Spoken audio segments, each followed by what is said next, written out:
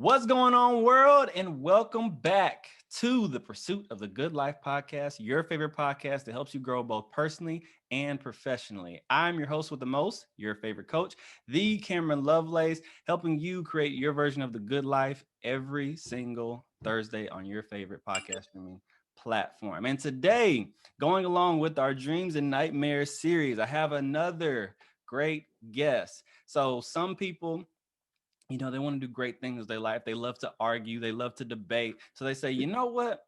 I'm going to become a lawyer.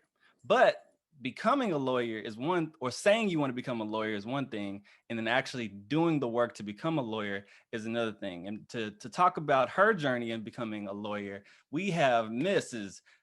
Madeline Savage Town. Miss Madeline, welcome to the show. Thank you, Cameron. Thank you. Welcome, everyone. Yes. I'm glad to be here. I'm excited to be here. And thank you for having me on your show. Thanks for coming on the show. So, but before we jump into the interview, I like to always have a little bit of fun, with the guest, warm you up a little bit. So on TV, there are several different depictions of lawyers. There are sometimes whole TV shows that are dedicated to the lifestyle of a lawyer. So my question is, which TV show has reflected your career in law? I don't want to say it's probably. I'm pretty sure it's not How to Get Away with Murder. I'm pretty And sure I was just going to say that. not that. I deal with some very crazy clients. So I Really? would probably say between Law and Order, Perry Mason, Judge Judy, it's a mixture. How to Get Away with Murder, but I don't really deal with criminal murderers. I'll say that, but I'll get into that later. I guess my other one would be Judge Hatch. You gotta play judge and jury, attorney, counselor, mom, dad, so you kind of have to deal with each client, but a lot of them come in various ways. So you kind of find yourself juggling, but I would have to say a whirlwind of those shows probably represent. Yeah. Wow. Okay. So is there any story that like a client or something that stands out that's like, I can't believe this sounds like I'm in the middle of a TV show? Right. Well, I guess it would be my first criminal. I did a tax criminal case because I'm a tax lawyer ultimately. So to deal with someone that's being accused of a tax crime. And so, but to see my client, she was a small frame lady, looked like everybody's mom. And then, I'm taking her case like she's a single mom and, just kind of feeling the vibe here and then get in there. Then you got all this evidence. You feel like you'd have been over the show because it's like, they pulling out all this stuff and now you got all the big guns, the IRS attorneys, the US attorneys. And then it was just me. I got a team of 6 and then it's just me and her. Okay. So, but we won the first case and they tried it again. They had spent so much money. And then the second time she gave up and was like, I'm just going to go to jail. I'm like, what? So the judge was like, counselor, they bring you to the front like they do on television. And he was like, is your client sure? Because we actually had them. All you need is one juror. And she was like, I'm just tired. I'm just ready to just get this over with. And I'm like, we're winning. So she pled guilty and had to serve some time. But that was one case I could truly say that was a turning point in my career, but it also was an awakening of my career because it felt unreal to be in that kind of whirlwind and craziness. But it worked out. So I did my job. Okay, so take us back to the beginning. Why did you want to be a lawyer in the first place? Well, I mean, as a kid, I was 3 of 4. I was the middle child. And so it was one of those. The older 2 would get into, they were generating their own trouble. And so then it came to me and my younger brother. It was like, are you going to be like them or are you going to, change? So it was always me advocating for the team, whether it's getting some Doritos before dinner and we're not supposed to, or or just kind of, can we go to the movies or that kind of thing. So that kind of started my journey. But when I got to college, I really wasn't doing law at that time because I went to Fisk University undergrad and then went on to work in accounting actually. And then as I got into corporate America, I was doing the accounting and started doing management and things like that. So they take you up the corporate ladder. And I thought, wait a minute, this is not what I wanted to do, And so then the lawyer idea came up. And it was like, let me go ahead and go to law school. I'm single at the time, not married. So let me pursue that. So I went back to college as a professional.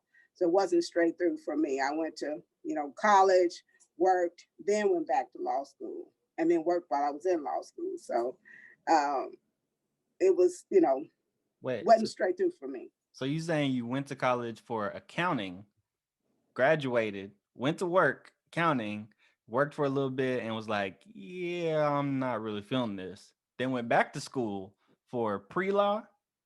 Right.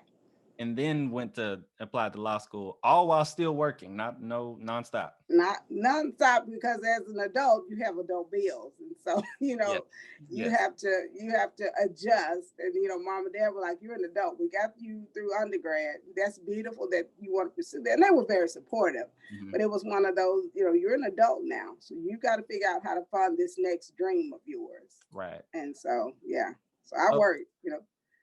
So I imagine the money was pretty good. Like what was it that was wrong with becoming? Money was great. Yeah, so right. Money was great. Like I said, I was on the track, management track, but it was just still one of those when you have, because I'm very passionate, and I think that's probably hurtful and helpful in my career. Mm-hmm. I'm passionate about my clients, guilty or not, or did they do it right? It's the passion. And so in corporate America, you really have one client, or you have one person that you service. Mm-hmm. And even in that, I find myself, helping clients, helping coworkers. If they had a, complaint against HR, or they're having a complaint against a coworker, mm-hmm. I was the go-to. I was, how do you manage this? How do we work through the system? How do I file this complaint? I'm like, okay, I'm really acting as a lawyer, but wasn't named one at the time. Mm-hmm. And so it was like, okay, you really need to go with what you're passionate about. And actually what I wanted to be at that time was an entertainment lawyer, because I'd written they had the career day in like 5th grade. And so I'd always been interested in entertainment. And I do that too in my practice. I do some entertainment law as well. Mm-hmm. And so I was always interested, looked it up and saw what they did. And it's not the glitz and glamour as people think it is. Mm-hmm. But I was always interested in that. And when I was in my career of accounting, I did a lot of background singing and working with the different entertainers. And so that's what kind of helped me gauge it. Okay, you really need to do what you want or passionate about. And so that was another driver to push me to go to law school, when you kind of seeing people in the entertainment world get taken advantage of. Mm. And so it was just like, all right, they need some help. And they do. They do. Gotcha. So even though like your interests were in career day, you went to accounting, and that all just came, what was it like? Did you like wake up one day, have a dream? I mean, like, you know what, I want to do law. I want to do law now. Like what was that switch? No, it was one of those you pray about. And I think it probably it was kind of an aha moment too, but it was, one of those things, this is not fulfilling me. And so, I am a spiritual person, I'm a Christian. So I do pray about, okay, God, what's the next move?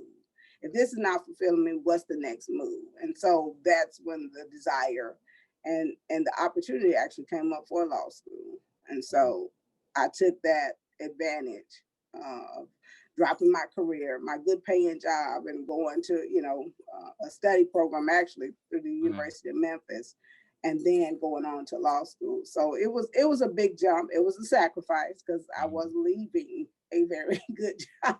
Mm-hmm. But in the end result, I knew, okay, I'll be a lawyer. But, even with that, coming out of law school, not every lawyer makes, a great salary. And so that was another, sacrifice I had to think about. But I was blessed. I did not have that that testimony. I did get a good job because I did have corporate background. Mm-hmm. So I ended up going into a corporation for a couple of years. So it paid off to make that sacrifice. It did. So how did you like break through all the noise? Because I can imagine, even though you on your spiritual tip, you praying to God, you feel like God is telling you, this isn't where I intended you to be. But I can imagine people around you looking at you like, Right. what are you doing? Exactly. Exactly. You did have those like, you're too old, you waited too late, Mm, just mm, enjoy that. You had the naysayers, but I have been one, I'm always the rebel. And okay. I think you can witness that. I'm the one that will, go into corporate America with the red hair and the, blinged outfit in a corporate meeting where everybody has black suits on. Okay. I have always been the rebel, but they could not fight me because I knew my stuff. And that's kind of something that, even as an African American woman in a minority, job, because even though I'm a lawyer, I'm a tax lawyer. There's probably a handful of us who are African American, and probably on one hand, all that are African American women. So I've always been the rebel to try to go into places where they told us no, or where they told us we could not go. And Hmm. so when they tell me I can't go somewhere, I'm one of those that's just like, why? Uh-huh. And I'm gonna try to go. And if you put me out, I may still try to come back in because it's just me. So when the naysayers were like, oh, I didn't, you're making good money, you're doing good, you're on the right. But then those that really knew me and knew my passion was like, yeah, that's where you're supposed to be. So, I mean, I always try to surround myself with those that, they may tell me the truth, but at the same time, they know my heart. And it's like, we believe in you. We trust you. We trust the God in you. You're going to be fine. And most of them are like, about time. This is where you should have been. So, it took me taking that rebel side and said, okay, I'm jumping off this train and going on another one. So, Okay. So take me behind the curtain as far as when you went back to school and then started preparing for this law journey.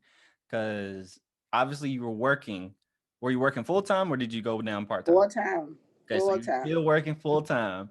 So that means you go back to school, you get your credits transferred to University of Memphis, and you begin taking these pre-law classes, English here, all this good stuff. Right. And then there's, of course, which can be the downfall of a lot of people's journey, the LSAT. Oh, yeah. So walk me through take me back those years ago when you were going through that process. What was going on? How did you feel?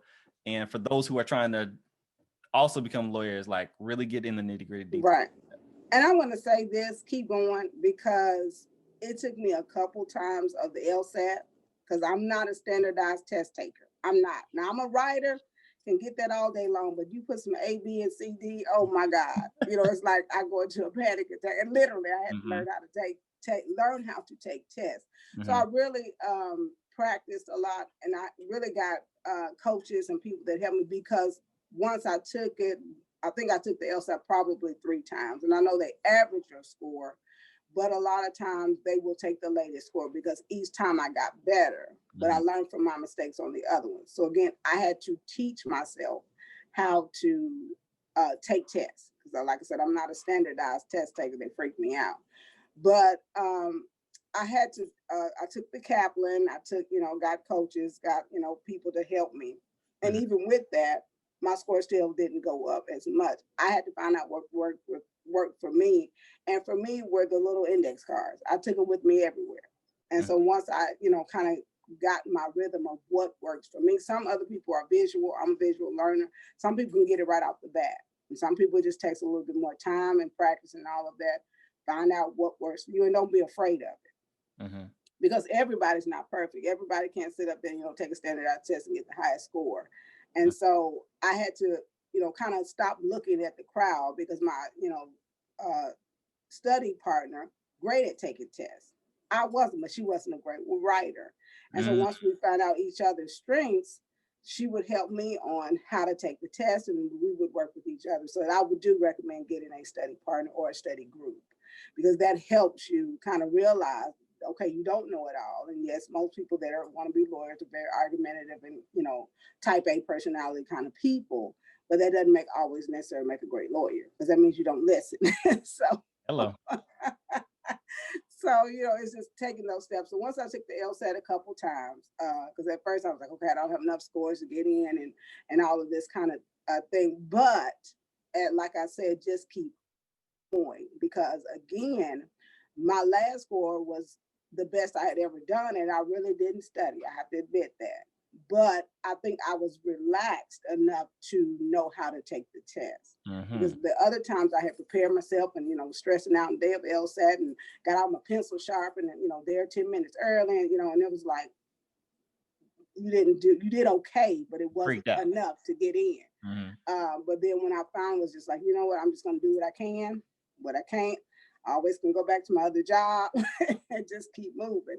And that was my better score that got me into law school. Once I got into law school, well, we went through a summer, not a summer, a program for almost about a year. Mm-hmm. To kind of, you wasn't getting paid. You just kind of practice law school, as how we call it. And you take the same courses and things like that.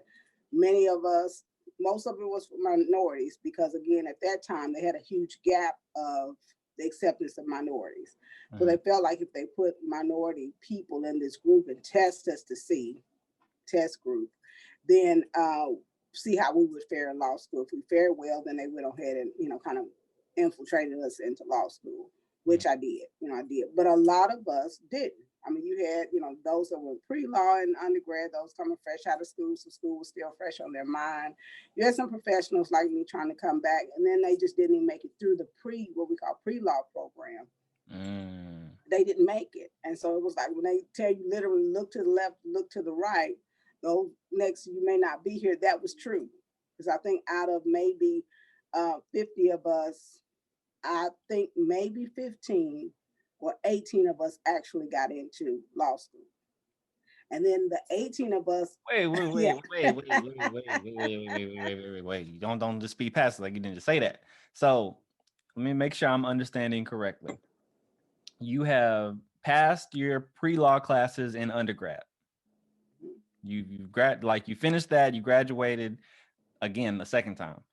You've taken the LSAT, and then there's this pre-law situation before you can even get in or start school. Before you even start law school, you got some of those that got accepted. They applied, came from their undergrad, they got accepted.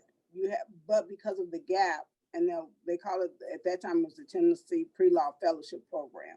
Okay. That was as a result of a lawsuit that was filed against the state of Tennessee. I can't remember the years, based on them being discriminatory against people of color in both the law school and medical school. And so they had a program for both medical school and law school. So what they would make us do would go through what they call the pre-law program. So you had to take all these law classes before you start law school. And if you failed those, you didn't get in. And so it was one of those, So it was like the last step to get officially in the school. Right. It's like so you already have taken the LSAT, which is already a nightmare and headache, and you're scared and shaking. And do I get accepted into law school? Right. But then you have still another gap of time that can still weed you out, as we said. And if you didn't pass that group, then you couldn't get into law school. And then you already still had to stay in the 3.5 years of law school that you could still get weeded out. So it was. Now, is this just specific to this particular, what law school did you go to? I went to University of Memphis, Cecil C. Humphrey School of Law. And this program, they have some similar in other states, but this was specific to Tennessee.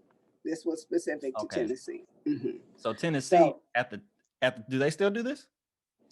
I don't know. I know they tried to extend it maybe a couple years back. I'm not sure if it's still a program now, because they supposedly had gotten better and non-discriminatory in their acceptance. So therefore, the program in their eyes was not needed. But I can't say percentage-wise if that's still true. So, but for your journey at the time, there was this pre-law class or pre-law fellowship, let's call it what it was. And off the rip, you went from 50 to 18, 15. Okay. So you made it. So at this point, what age were you at this time? I was at 20. Let me see. Let me get my calculator. Right, because the first time you went through, you're 18, 22, you've been working for a little bit, go back to school for at least 2 more years to finish out your pre-reg? Well, the pre-law program is like a 8-month program. And so you go through that before you start law school. Yeah.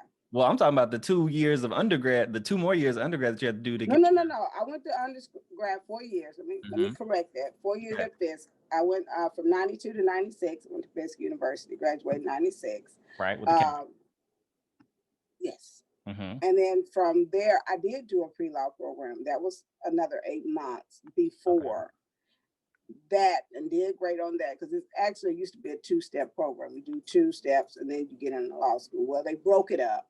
And so I did that first year, thought, okay, that's great. The money was getting good, got accepted in accounting, worked that career job. And then I went back and did the second part of that fellowship program, and then got into law school. So there was gaps of time. So those that are aging, you still have time. So I was 27 when I started law school. Okay.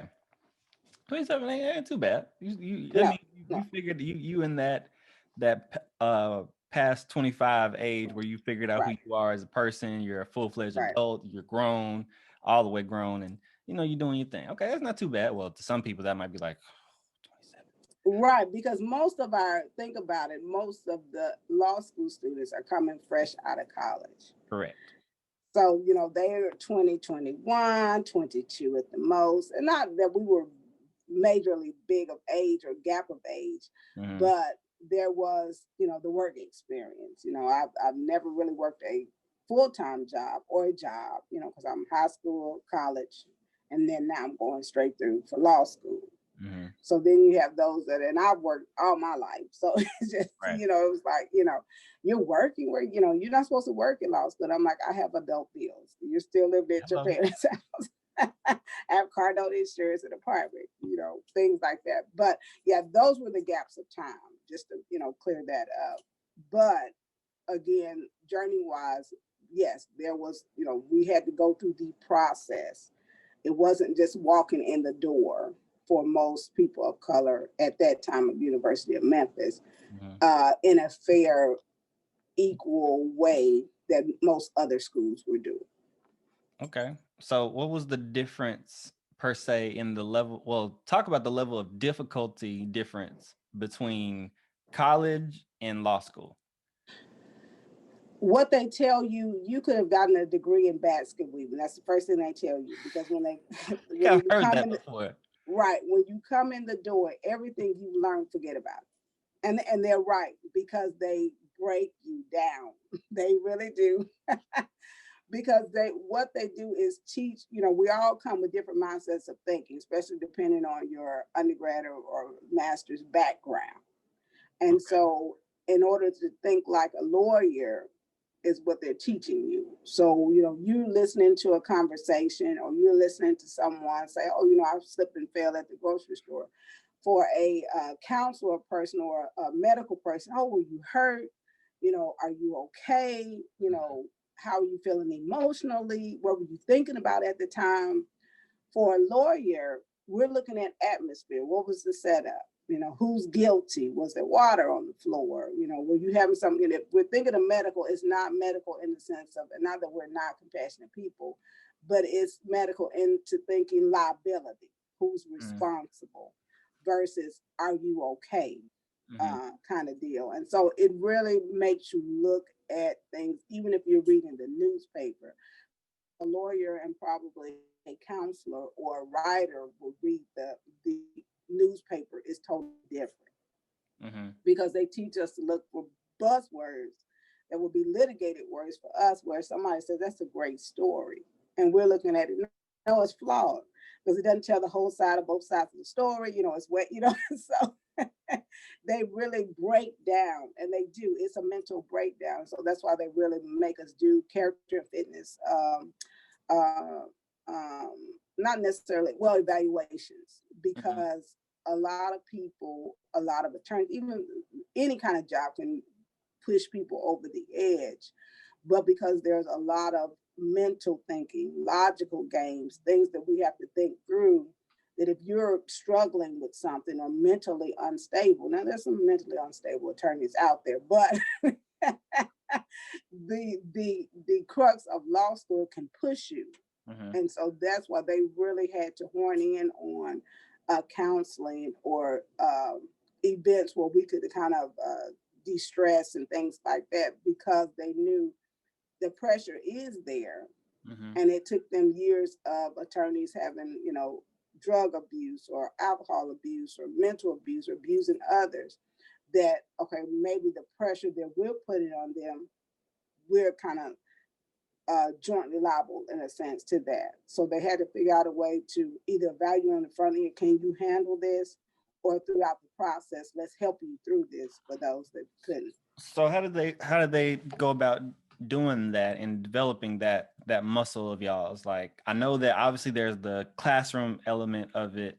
Well, how is the classroom element of it? Are you still writing 10, 12 page papers? I know you got to actually study the law. Right. Like, you got to know what the law is and what the law is not. So you got to study Right. the law. And it sounds like in addition to that, you guys had to develop that that character piece. You got to defend your Right. point. Can you handle the pressure of a courtroom? So walk us through the development of that. Like, when people say, oh, I just finished law school, so Right. I'm done. Right. And a lot of that is because you have, you challenge yourself, but you're yet challenged in the classroom. Mm-hmm. It's nothing, for a professor. They're going to randomly call on anybody. It's no longer, you volunteer, hey, raise my hand like you did in the other classes. It's Miss Savage, give me the, case in point of, Jones versus Washington of DC. You're like, okay, and he's going to challenge you. You're going to be, not only will you be challenged, and other members in the classroom will challenge you. Well, I didn't see it that way. I saw that, Mr. Jones was guilty because he did run and do, whatever. And it's like, well, no, either you're going to defend your point, or you're going to say, I hear what you're saying, and I may have to change my mind because I didn't see it that way. So you had to be on guard and ready at any time. And I can say some of my hardest classes was either criminal procedure, because we had a very animated teacher that I just couldn't get past all of his animations. And I'm like, are you talking to me, or are you just acting the class out? Or you had those civil procedure. To me, all the rules that I get all my papers right, that that you follow rules 1, 2, 3, 4, 5, 6, 7, 8, 9, 10. And it's like, I probably only got the rule 6 because I was so sleepy that night. And so, it's just, you have, thankfully, friends that say, well, I know Miss Savage spoke through 1 through 6, but look, I remember 6, 7, 8, 9, 10. It's like, thank you for saving me, So, so you had to work. We really had to develop. And I think for us, what helped us was developing our study groups, and our study groups became our family. Because when they say you don't see your family, you don't. And so when you're having constitutional law, you have someone that's criminal pro, you find those people in your groups that are stronger, again, like I said before, in those other places. And so for me, everybody knew, okay, that's the tax lady. If you got to take tax class, go to her. And then I trade off, well, okay, give me your notes for this. We would trade and really try to support one another. Because again, you had people even in our group, small as it was, we had 2 people that failed. And they were right there at the first, second, halfway through the first year, on their way to the second year. Law school is usually 3 years. And they failed out of law school. Now, some of them went back and got it. Some of them was like, it's just too much for me and I can't handle it. So it's one of those, you do have courses that will pull out, either it's going to make or break you, literally. And so a lot of people, I chose a different route because I chose the hardest route. Tax was the hardest one because nobody wanted to do it. But with my accounting background, that made sense to me. Because family law, I sit in there and cry when you hear about the child abuse cases, and I couldn't get past the emotions of it, or the divorce, or the things like that. Or you get in criminal law, and I'm like, I know they're guilty. I can't, in my good conscience, stand up and say, try to trick the system, because that's all you're doing, to say they're not guilty, or you're finding fault in the prosecution, or to prosecute people that may or may not be guilty. In my eyes, may not be guilty, and so I had to find my niche, even though most of those classes were required. I had to find my niche that made it work for me so that I wouldn't fail in law school. Because if you went with the general public, people want to prosecute it. There are all kinds of law that, we have what we call transactional and then litigated. Litigated, of course, is all your courtroom cases. And then for me, a lot of what I do is transactional tax and all of that, unless it becomes litigated. But I had to find out that transactional, although I can argue my cases, that wasn't my flow. So you still have to get in law school and find what works again for you and your flavor. Some people love to argue. They love to run the court and run the different courts and get up and put up a big performance, win or lose, and then they can walk out. Even if they lost, they did what they were supposed to do, and that was it. What's up, guys? We all know that in order to create your version of the good life, you have to have a fulfilling career. And that's why today's episode is sponsored by the Dreams and Nightmares Career Exploration Program. It's that awesome program that helps your students build a foundation based on their strengths and even weaknesses, explore the world of work, and create a step-by-step plan to turn their dreams into a reality. Now, it includes an e-course, it includes an assessment, it even includes a 90-day coaching program and a group experience for those mentoring groups in nonprofit organizations. It is the awesome career program designed by yours truly to help your student, whether you're in college or whether you're in high school, really know how to turn your dream career into a reality and to avoid those deep, dark nightmares. Now, for those of you that are adults and are not students anymore, don't worry, I didn't leave you out either. Today's episode is also sponsored by the Welcome to the Jungle program. The Welcome to the Jungle program is the program designed to help you grow both personally and professionally by helping you master yourself. We do this by helping you master the 4 dominant animal personality traits that everybody has, which includes the dominant lion, the inspirational flamingo, the supportive chameleon, and the very cautious turtle. Conquering these animals is the key to not only dominating in your professional life, but also knowing how to thrive in your everyday jungle with your family and your relationships. So be sure to check out these 2 programs at www.goodlifetc.org/dreams and /W2J. And now back to the show. Now talk more about that specifically, because as I've been doing these interviews and I've been talking with people, I found that if you do niche down within your field, then you can find really true success and true passion. And so I've recently discovered that lawyers, they don't all, like you said, they don't all do criminals. Some do taxes, some do entertainment, some do even, I just learned there's an educational lawyer. Like I've learned about that. So walk me through how broad law is, and then after that, how you figured out I want to do tax and entertainment. Well, like you said, law is a vast. I mean, you can go from everyday, what we call general practice, and what they do. You need a divorce attorney, they'll do that. Child support, they'll do that. Breach of contract, they'll do that. Evictions, they'll do that. Trying to think some other slip and falls, personal injury cases, car accidents. You see all the commercials about those. Although they seem general, but really that may be what the concentrated part of their practice is personal injury. They'll deal with car accidents, car insurance, slip and fall. Medical malpractice is another. Some people take that as a general practice. Some people, that's all they do. You slip and fall, you call this attorney.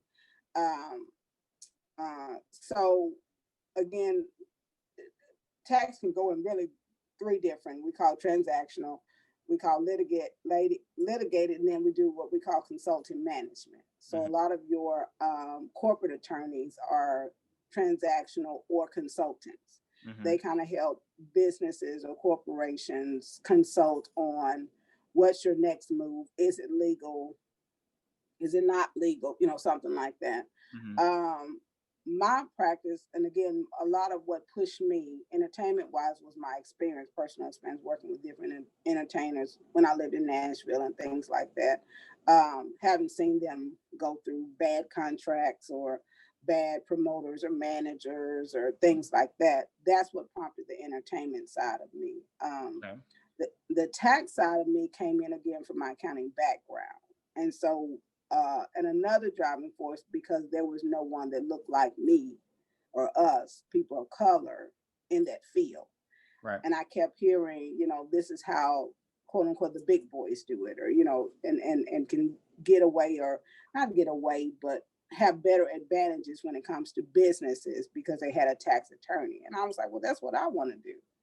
And so to be told, why are you in this class? There are no ladies in this class, or why are you in this class? It was like, well, I'm where I'm supposed to be, because if I make you uncomfortable in this class, that means you all have an advantage, or think you have an advantage of a learning point that puts your business or yourselves in an advantage over other people. And so, my mindset is I want to sit at the table too. I want to learn too. And so I did learn a lot in places that we otherwise would have been ignorant. We didn't have a presence.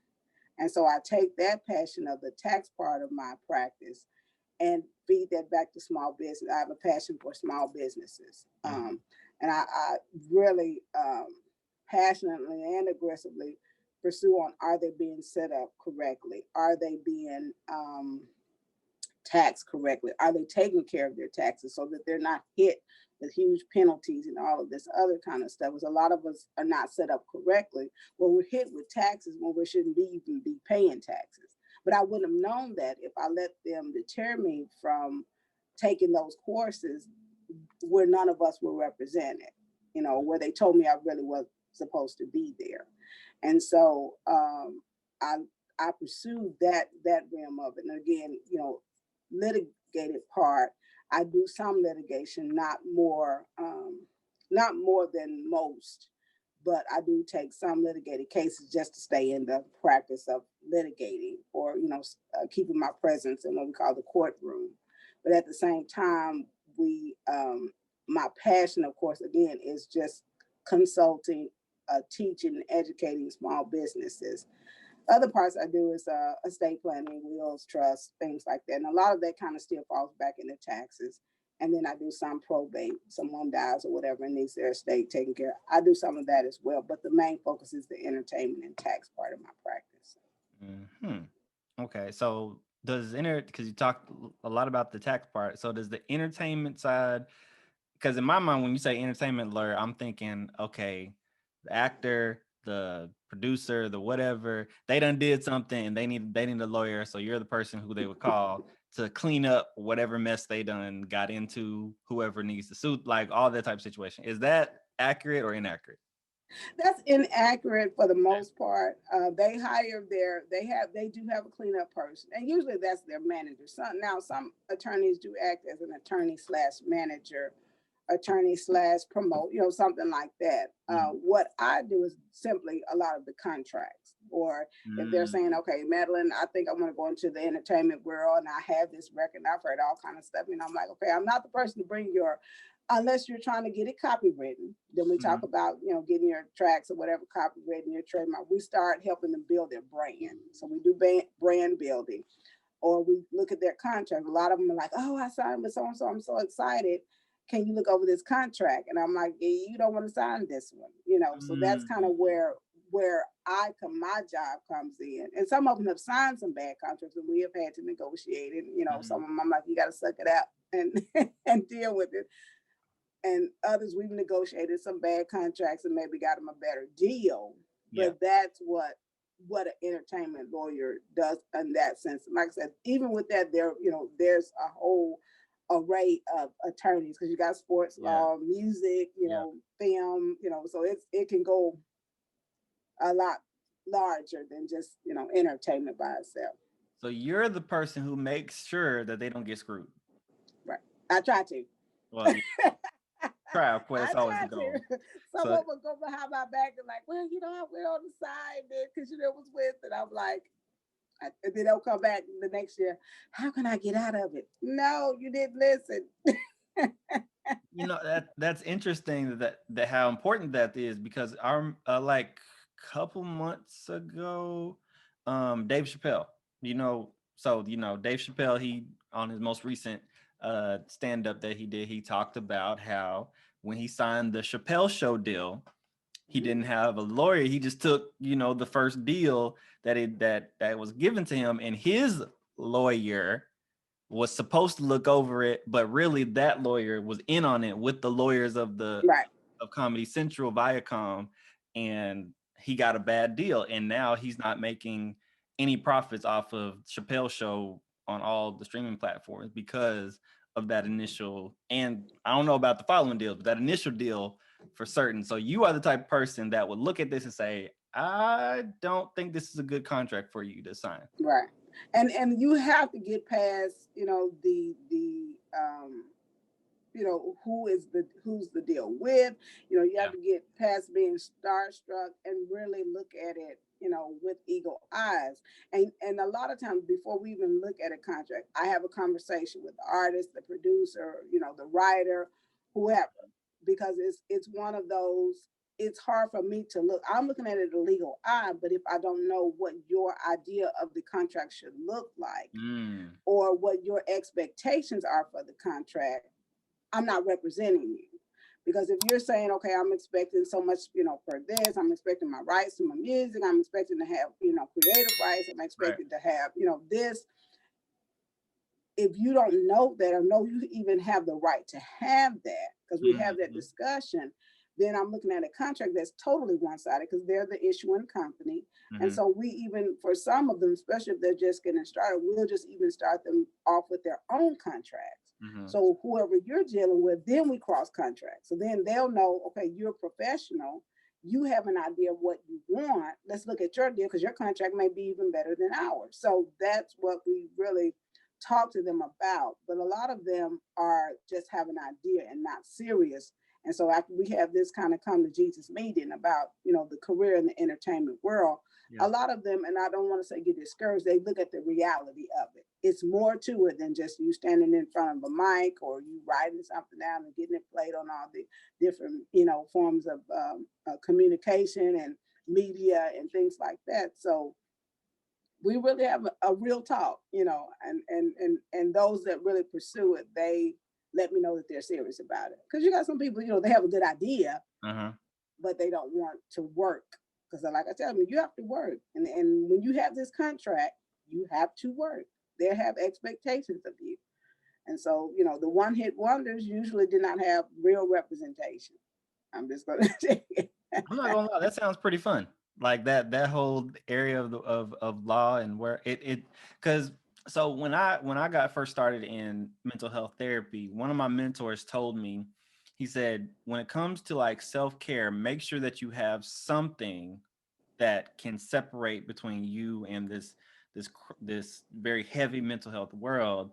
And it sounds like for you, tax, like you doing tax law, you're doing, education of small businesses, and you're doing entertainment, like those are all vastly different areas. Even though the foundation is still law, like you're still able to get a nice change of pace and not get, let's say, bored. Like you're not looking at, okay, I got to look at the contracts for this person, this person, this person. I got to do it all day, every day. It's like, it sounds like, no, you got entertainment maybe today, tomorrow you got to go into the courtroom and defend somebody. Correct. Going to jail. The next day you got a consultation with the small business to make sure they're set up so they don't go to jail for missing their taxes or anything like that. It sounds like you've got a myriad of things to keep you busy. It does. It does. Like I tell people, it allows me to use both sides of my brain, so so I do get to, change it up, because I'm just that kind of person. I have to, change it up. Women change their hair like, their shoes. So that's kind of how I treat my practice. Plus, I just want to stay current. It's like, the more diverse I am, the more able I am to speak to, several different groups. I'm not stuck with just one group of people. Yeah. And so, the other side of that too, it is helping a lot of the charities. My passion is helping a lot of charities, churches, most importantly, because most of them are not even set up correctly either.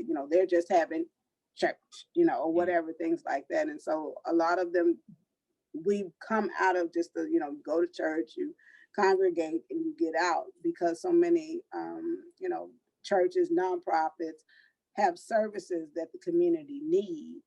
And most of them are wonderful services, but they're just not set up correctly, and they're missing out on a vast of knowledge, of money that could be given to them. And so that's another creative piece that I do as well.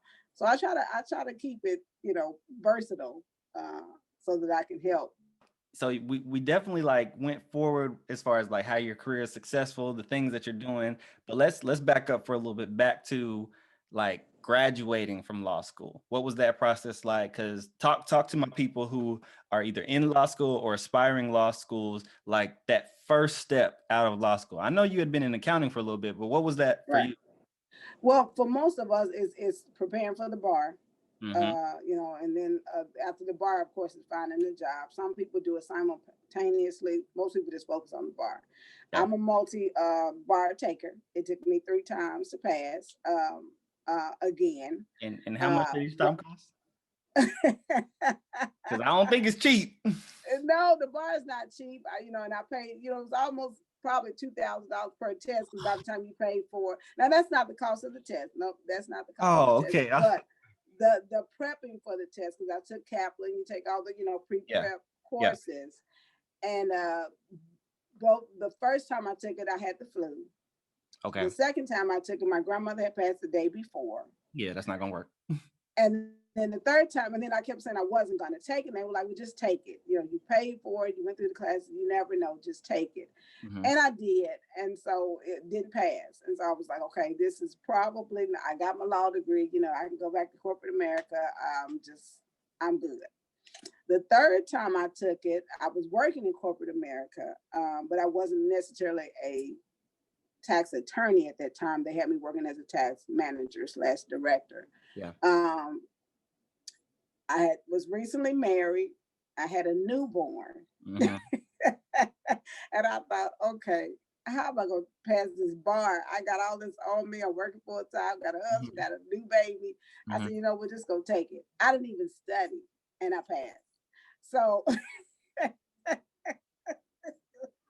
So you took it first time, you studied, but you had the flu. Right. Second time you studied, but your grandmother passed away the day before. So emotionally, you're a wreck. Didn't pass. You're a wreck. Third time you said, I don't feel like doing all that. I'm not going to study. Take it. I'm just going to take it. And you passed. And I passed. Okay. All right. So after you take the bar, after you pass the bar, I had a job though. Now, I had a job working in corporate. So then I got promoted to that. Worked my job as being acting, a tax attorney, that kind of thing. And then from there, moved to left that job and then started my own practice. So I was in corporate for probably maybe 4 or 5 years. And then left there and went to, because they phased out, corporate mergers, and they do all of that. My job was phased out. And then I was like, you know what? Because I applied several different big companies, oh, you're a great candidate. You're right here. You're number 2, number 1. Never would get it. And I was like, okay, God, what am I supposed to do? And so it was like, go out on your own. And so I did. And so I've been out on my own since 2008. And so. Wow. Yeah. So you got 2015. I'm sorry, 2015. Okay. I'm making sure I'm following you correctly, because you basically saying you got thrusted. I look at it this way, and tell me if this is wrong. You got thrusted into kind of entrepreneurship in terms of your own private practice after just practicing for 5 years. Yeah. So what is corporate law versus private practice law? Private practice, well, I'm gonna say corporate, like I said, you usually have one client. And so for us, that's that, you work for the corporation. So you're trying to keep the corporation out of trouble. If they're in trouble, they're calling you. So you just have one client. Whereas for a solo practice, I have various of clients. And Right. so, I'm able to help more people, which again is that passion of helping. Some people say I just kind of put on my super cape and try to save everybody, which Mm-hmm. probably is that problem too. But it allows me, like I said, now, I'm diverse. My practice is very diverse, whereas in corporate, I may be stuck only in the tax part, or they may move me, over to some other departments, but that's all I do. And this practice, I was able to do my entertainment, the tax, the estate planning, probate, nonprofit, business, education. So I was able to kind of circle all of my passionate areas, Mm-hmm. in private practice. Now, it's not easy because, your client, your income is based on your clientele, clients paying. And so if there's an economic down slump in the world, guess what? There's one for you. You're limited on, whereas corporate America, you get your paycheck, maybe a bonus at the end of the year, and that's it. Where here you're grinding every day. You're grinding to get new clients. You're grinding for clients to pay.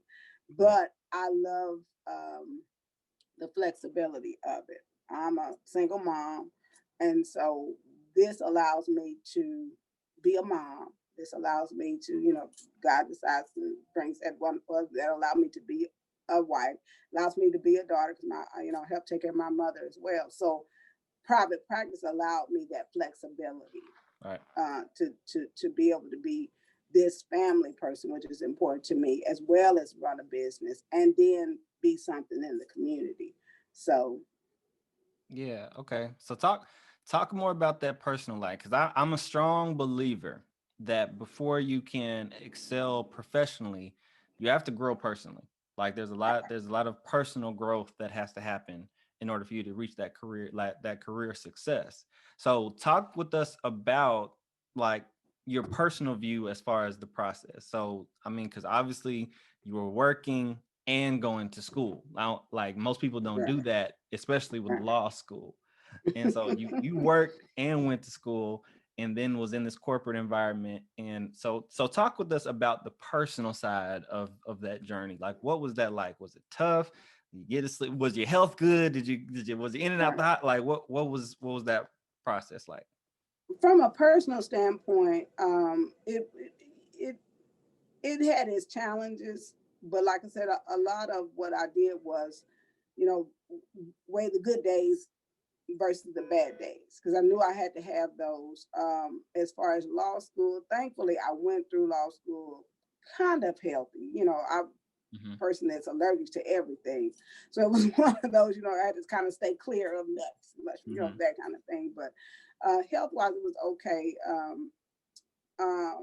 But I went through a lot of kind of self-checking, especially when it got tough. Is this something I really want to do, or is it worth all of this stress and sacrifice? And I'm everybody else studied right after class and ended at 2:00, and I'm at work, and so I'm up in the wee hours of the night.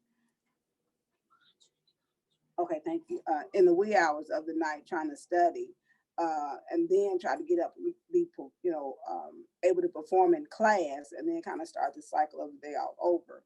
But again, the saving grace for me was learning to debrief, learning to take a day or half a day, or walking by the river, or meditating, or at that time, people used to laugh because I was taking kickboxing and spin class. So those were those were my outlets to kind of, kick life's butt, or, feel like I'm, going somewhere. And so those were kind of some things that I learned, in addition to my, balancing that spiritual life too, that helped me. But I definitely had to learn to self-care, but then self-care of a person going through law school, and then now trying to be a mother and a professional. Were you a mother in the middle of law school? No. Okay. Mother came after, during the trying to pass the bar time. Gotcha. Okay. Because when I graduated law school, I got married a couple months after that. So, yeah. So I was a new wife, and then my daughter came 2 years after that. So it was trying to juggle, life and motherhood and wife at the time. But my husband worked overseas, so I did get that freedom of just trying to get through the Mm-hmm. process of law school at that time. But again, it was just really learning to self-care and even making myself and not feel guilty about taking some time off not to study, or taking some time off to go see my parents in, Little Rock or whatever. Just not, because they put you in the mindset, and they try to teach you this, that putting that book in front of you is not going to help you 24 hours a day. Not going to happen. That's not reality. Facts. And so I had to learn to, time management, of course, but again, taking an hour, 30 minutes or whatever, couple hours even some days, to just debrief, because I couldn't keep forcing all of this information into my brain and thinking it was going to retain it and then, perform to the best of my ability. So I found naps worked. Wish I could take them now. And eating healthy. I like to cook and eat, so that kind of thing helped. But yeah. Gotcha. Do you have to go soon? I saw yours. Is that I have a couple clients come in. So. okay? So let's go ahead and wrap up. Because I have a couple more questions, but we'll go ahead and just wrap up. So for those who are, aspiring lawyers who want to learn more about law or all that case, what is some final words of advice that you would give to them? Well, first of all, just kind of research what type of law, because a lot of law is personality. It is passion. Mm-hmm. If you like litigating, go and code you can, but go into a courtroom. Most of them are open to the public in most cases, and just sit there and understand. A lot of court cases, even on television now, get close enough that you get some feel of it. But at the same time, it's still, television. But it's courts are open, research. If you like science, they have science lawyers, they have patent lawyers. That's all they do is just sit up and, any invention and, engineers, a lot of engineers go into patent law because they can understand the mechanicals and the breakdown and things like that. So whatever your passion is, there's some legal position for that. Some people go into politics, after law school. So again, Some people should learn the law first before going into politics. Should. Right. They should. Well, they should understand and get a comprehension of the law before they go into politics. Mm-hmm. But hey, that's neither here nor there. They do it enough to get where they want to be, and that's the game, name of the game. But what you love to do, because again, what you love to do, you're going to be passionate about. You're going to be protective of, because even with that, a lot of times I tell people a lot of things I can't do, a lot of things I can't say, a lot of things I can't participate in, because I have worked so hard to get where I am today and been blessed and been favored to be in these positions. I was on the IRS consulting board when Obama was in administration, and I was the first Black over the IRS advisory board at that time. I sat on the board of adjustments here. I was appointed by, at that time, Sheriff Luttrell, Mayor Luttrell at the time. And now I sit on the board. Now I'm the vice chair, and I'm the first African American woman to be that. So, a lot of things that I became passionate about, and I did it to the best of my ability. It granted me favor to be in places that I was the first African American woman, or the first woman, or whatever the case may be, to hold those positions. Yeah. And so that's why I said, really find out what you want and what you love to do, because you're going to give it your all, and then giving it your all, you get, the gratification, even if you don't get the stars and the popularity votes and things like that, but in your heart of heart, you're doing what you love to do. If you love farming, there are farmer lawyers there, it's all kind of things out there. And I just tell people, be you. We all can put on the starched black suit and pin our hair back and, put on the glasses and look the part, but is that really who you are? And so, they know, and I can truly say I have probably shocked, especially in federal court, a lot of judges, because I come in with my blonde afro or my, braids and